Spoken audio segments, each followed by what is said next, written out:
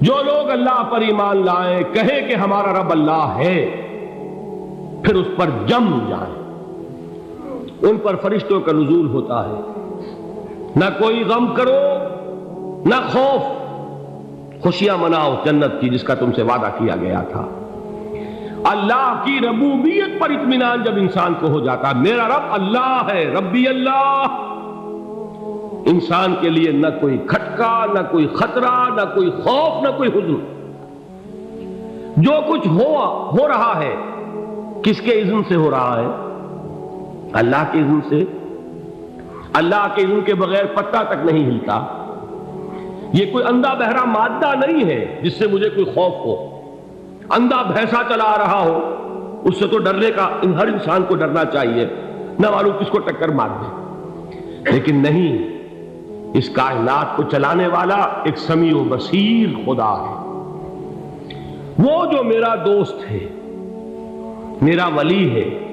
اللہ ولی الذین آمنوا یخرجہم من الظلمات الی النور۔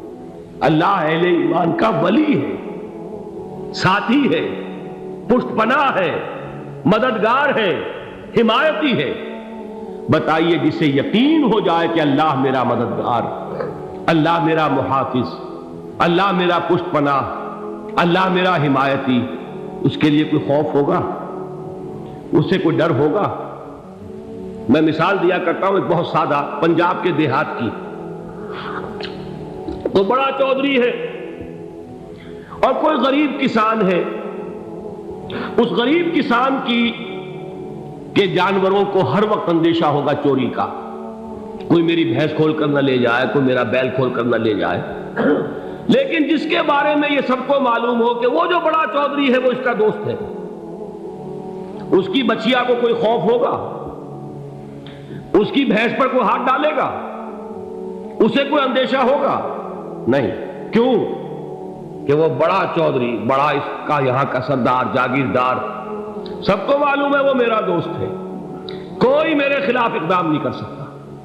اس دنیا میں یہ چھوٹی سی بات اگر آپ کے دلی اطمینان اور سکون کا باعث بن سکتی ہے تو ذرا تصور کیجئے۔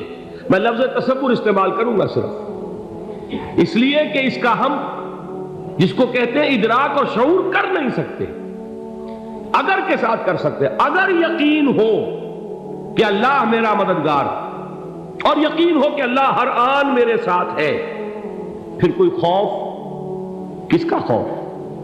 کوئی شے اللہ سے بالا تر ہے؟ کوئی قوت اس سے زیادہ طاقتور ہے؟ کوئی اس کے ارادے کو بدلنے والا ہے؟ کوئی اس کی مشیت کے آڑے آنے والا ہے؟ یہی بات ہے جو حضور نے فرمائی۔ یہ ایمان کا حاصل ہے لب لباب، کہ دیکھو اچھی طرح اس بات کو ذہن نشین کر لو، اگر تمام انسان مل کر تمہیں کوئی نقصان پہنچانا چاہے نہیں پہنچا سکتے، مگر جو کچھ اللہ نے لکھ دیا ہو، اور تمام انسان مل کر تمہیں کوئی نفع پہنچانا چاہے نہیں پہنچا سکتے، مگر وہ شے جو اللہ نے طے کر دی۔ آپ پھر میں کہوں گا ذرا تاریخ کیجئے، اسے فرض کیجئے، اسے سوچئے۔ اگر اس حدیث پر ہمارا دل ٹھکا ہوا ہو تو کسی سے ڈر ہوگا؟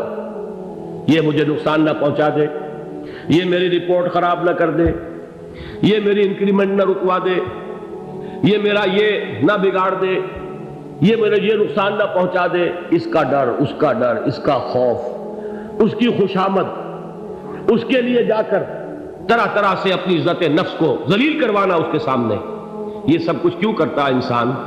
جب سمجھتا ہے کہ اس کے ہاتھ میں میرا کوئی نفع ہے، اس کے ہاتھ میں میرے لیے کوئی ضرر ہے، یہ مجھے کوئی غضب پہنچا سکتا ہے، یہ مجھے کوئی نقصان پہنچا سکتا ہے، یہ میرا کوئی کام بنا سکتا ہے، یہ میری کوئی ضرورت پوری کر سکتا ہے، اسی کا نام شرک ہے۔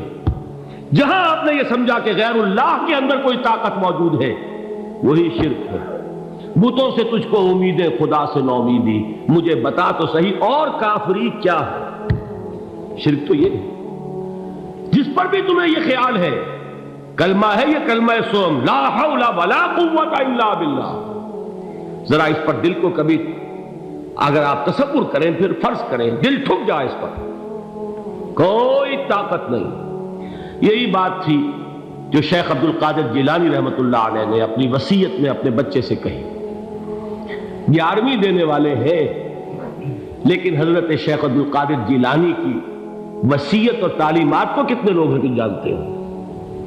یہ جن مقامات تک پہنچے ہیں وہ کس چیز کی بدولت پہنچے؟ انہوں نے جو پیغام دیا وہ کیا تھا؟ اے میرے بچے، جس طریقے سے قرآن مجید میں حضرت لقمان کی نصیحتیں جو ہے نقل کر دی گئی ہیں، میں یہ عرض کروں گا بالفرض اگر قرآن حضرت عبد القادر جیلانی کے بعد نازل ہوا ہوتا تو شیخ عبد القادر کی یہ نصیحتیں بھی قرآن میں درج ہوتی. اتنی اونچی نصیحتیں ہیں. اے میرے بچے، اس حقیقت کو ذہن نشین کر لے، لا فاعل فی الحقیقت ولا مؤثر الا اللہ. اس کائنات میں نہ کوئی فاعل حقیقی ہے نہ مؤثر حقیقی ہے سوائے اللہ. کسی شے میں کوئی تاثیر نہیں اگر اللہ نہ چاہے. آگ جلا نہیں سکتی اگر اللہ نہ چاہے. پانی ڈبو نہیں سکتا اگر اللہ نہ چاہے.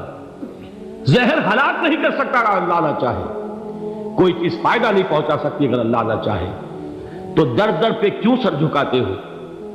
در در پر کیوں جبیں سائی کرتے ہو؟ سب کے سامنے کیوں ہاتھ پھیلاتے ہو؟ ایک اللہ سے مانگو. ایک اللہ کے سامنے زمین پر اپنی جبین رکھو. لا فاعل فی الحقیقت ولا مؤثر الا اللہ. نظر آتا ہے ہمیں کہ پانی پیاس بجھا دیتا ہے. پیاس بجھانے کی صلاحیت پانی میں نہیں ہے، اللہ کے اذن سے. کھانا بھوک مٹا دیتا ہے. بھوک مٹانے کی صلاحیت کھانے میں نہیں ہے، اذن رب میں ہے. دیکھیے یہی یقین تھا. حضرت موسیٰ علیہ السلام کا واقعہ یاد کیجئے. سامنے سمندر آ گیا ہے.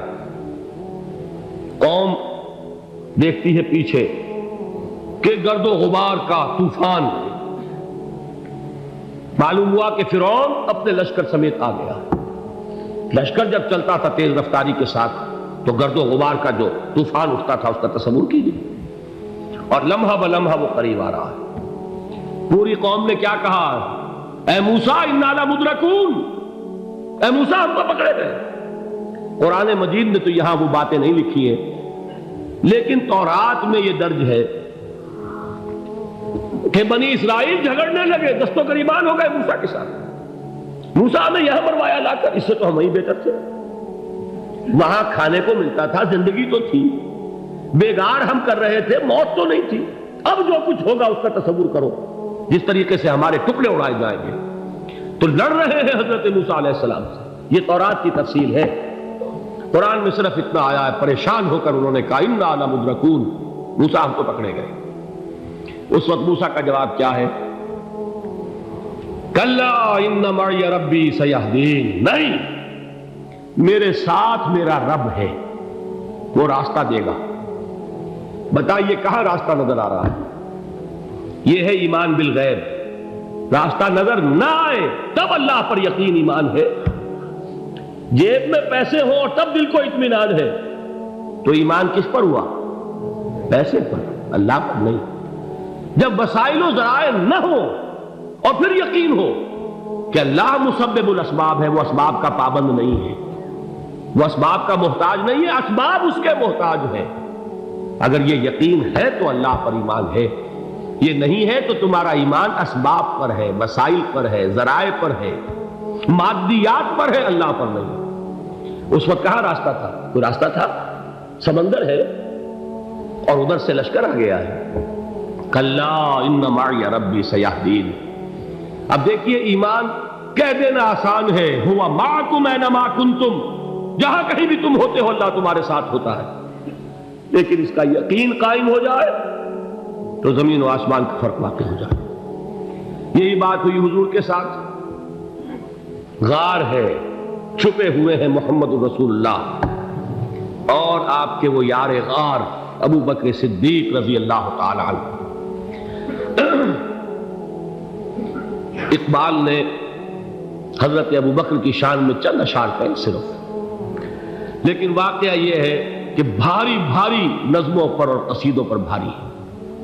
طویل ترین نظمیں اور قصیدے ہوں ان پر بھاری ہے. ہمتیں ابو بکر کی ہمت جو ہے کشت ملت را چو ابر، جیسے بارش سے کھیتی اپجتی ہے، ابو بکر کی ہمت اور عزیمت اس امت کو اسی طرح سینچنے والی ہے۔ ثانیے اسلام و غار و بدر و قبر، وہ دوسرے تھے اسلام میں، دوسرے پہلے کون تھے؟ انا اول المومنین، حضور فرماتے سب سے پہلا ایمان لانے والا میں، دوسرے ابو بکر۔ ویسے ہمارے ہاں یہ چلتا ہے اختلاف، حضرت علی پہلے ہیں کہ حضرت ابو بکر پہلے ہیں، لیکن اس میں بڑی خوبصورت تطبیق قائم کی ہے علماء نے، اور بہت صحیح ہے۔ چار کے بارے میں فیصلہ ہی مت کرو کہ کون پہلے، ان کی ایک عجیب تقسیم کر دی ہے۔ آزاد مردوں میں، بالغ مردوں میں سب سے پہلے ابو بکر، بچوں میں سب سے پہلے علی، خواتین میں سب سے پہلے خدیجہ، اور غلاموں میں سب سے پہلے زید بن حارثہ۔ بڑی پیاری تقسیم ہے، یہ چاروں ہی پہلے ہیں، ہر ایک کے لیے اولیت ہے۔ اور واقعہ یہ ہے کہ اگر زمانی اعتبار سے تعین ہوگا تو پہلے خدیجۃ الکبریٰ آئیں گی رضی اللہ تعالی عنہ، کسی اور سے بات کرنے کی نوبت بعد میں آ سکتی ہے، پہلے تو اہلیہ محترمہ سے بات ہوئی، آتے ہی پہلی وحی ہوئی ہے، ابھی تبلیغ کا حکم نہیں تھا، کس کو بتایا واقعہ؟ ابھی اپنی نبوت کی تبلیغ کا تو حکم ہی نہیں آیا، واقعہ کس کا ہے؟ وہ خدیجہ کا ہے۔ جب کہا ہے کہ خشیت علی نفسی، مجھے اپنی جان کا اندیشہ ہے، تو کیا جواب دیا خدیجہ نے رضی اللہ تعالی عنہا؟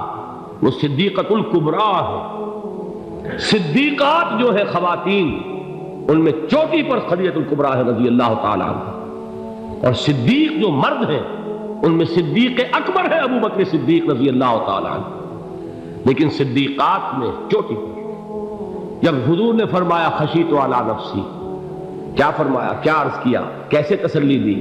نہیں نہیں، اللہ آپ کو ضائع نہیں کرے گا، آپ غریبوں کے ہمدرد ہیں، آپ مساکین کے تکالیف رفع کرنے والے ہیں، آپ بیواؤں کی سرپرستی کرتے ہیں، آپ مسافروں کی خدمت کرتے ہیں، اللہ آپ کو ضائع نہیں کرے گا۔ یہ یقین ہے اس خاتون کے اندر۔ خیر وہ ایک علیحدہ بات ہو جائے گی۔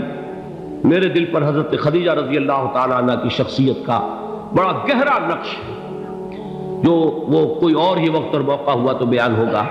بہرحال اقبال نے ایک مصرے میں جو چار اولیتیں جمع کر دی ہیں، ہمت او کشت امت را چو ابر، ثانی اسلام و غار و بدر و قبر۔ اسلام میں حضور کے بعد پہلے کون؟ ابو بکر۔ غار میں حضور کے ساتھ کون؟ ابو بکر۔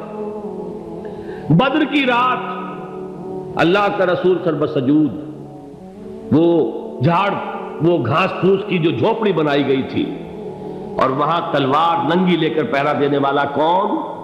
ابو بکر۔ اور اس حجرہ عائشہ میں محمد کے بعد سب سے پہلے دفن ہونے والا کون؟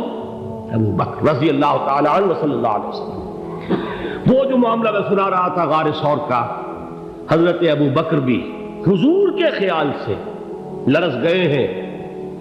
آپ کو یاد ہوگا کہ جا کر پہلے تمام جتنے سوراخ تھے انہیں بند کیا ہے، ایک سوراخ رہ گیا تھا جس کو بند کرنے کے لیے کوئی کپڑا نہیں تھا، وہاں اپنی ایڑی رکھی ہے، تب کہا ہے حضور سے تشریف لائیے، اور اپنے زانو پر حضور کو لٹایا ہے، اور وہاں کسی موذی جانور نے کاٹا ہے، حضور کی آنکھ لگ گئی تھی، اس وقت اس بل کے اندر جو بھی بچھو ہے کیا ہے واللہ عالم، اس نے کاٹا ہے، اس کی تکلیف کی وجہ سے ابو بکر کی آنکھوں سے آنسو ٹپک گئے، حضور کے چہرے مبارک پر پڑے ہیں، تو حضور جاگے ہیں، معاملہ کیا ہے؟ ایڑی نہیں ہٹائی وہاں سے، مبادا وہ جانور وہاں سے نکل کر محمد الرسول اللہ کو کوئی گزن پہنچا دے، ابو بکر کی ایڑی ہے، جس طرح چاہے کھا لے، ختم کر دے، جان نکل جائے تب کوئی آنچ آئے، محمد پر تو آئے، لیکن جیتے جی نہیں۔ وہ ہے ابو بکر۔ حضور کے خیال سے اس وقت حضور نے پھر اپنا لعاب دہن لگایا ہے، اور اس سے پھر آپ کی تکلیف ختم ہوئی۔ جیسے خیبر میں حضرت علی کی آنکھ دکھ رہی تھی، اس کو جو شفا حاصل ہوئی ہے وہ بھی حضور کے لعاب دہن سے ہوئی۔ تو بہرحال اس وقت انہوں نے کہا ہے کہ اے نبی یا رسول اللہ، اگر اس وقت ان میں سے کسی نے غیر ارادی طور پر بھی اپنے قدموں کی طرف جھانک لیا تو پکڑے جائیں گے۔ کیا جواب تھا اللہ کے رسول کا؟ لا تحزن ان اللہ معنا، اللہ ہمارے ساتھ ہے، کیوں گھبراتے ہو ابو بکر؟ یہ ہے ایمان باللہ، میرا مالک اللہ، میرا رازق اللہ، میرا محافظ اللہ، میرا مددگار اللہ، میرا پشت پناہ اللہ، میرا دوست اللہ۔ یہ دوستی ہے اللہ کی جو لب لباب ہے، حاصل ہے ایمان کا، اسی کا نام ولایت ہے۔ اولیاء اللہ کے سروں پر سینگ نہیں ہوتے، جس کے دل میں ایمان راسخ ہو چکا ہو وہی اللہ کا ولی ہے، جسے اللہ پر یقین ہو چکا ہے وہی اللہ کا ولی ہے، جسے یقین ہے اللہ میرے ساتھ ہے، میرا مددگار، میرا پشت پناہ، میرا ساتھی، میرا دوست، میرا محبوب، میرا محب۔ اللہ اہل ایمان سے محبت کرتا ہے۔ واللہ یحب الصادقین، ان اللہ یحب الذین یقاتلون فی سبیلہ صفا کانہم بنیان مرصوص۔ اللہ محبت کرنے والا، اہل ایمان محبوب، اور اہل ایمان محبت کرنے والے اللہ محبوب۔ والذین آمنوا اشد حبا للہ۔ آپ تصور کیجئے جسے یہ رشتہ ایمان یا رشتہ ولایت حاصل ہو جائے، الا ان اولیاء اللہ لا خوف علیہم ولا هم یحزنون، آگاہ ہو جاؤ اللہ کے دوستوں کے لیے نہ کوئی خوف ہے نہ کوئی حزن ہے۔